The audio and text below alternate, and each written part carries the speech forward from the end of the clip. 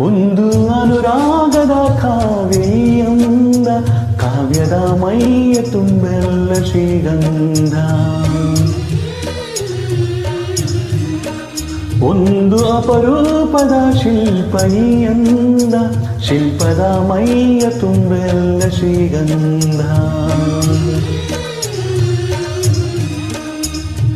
ಶ್ರೀಗಂಧ ಶ್ರೀಗಂಧ ಶ್ರೀಗಂಧ ಈ ಅಂದ ಶ್ರೀಗಂಧ.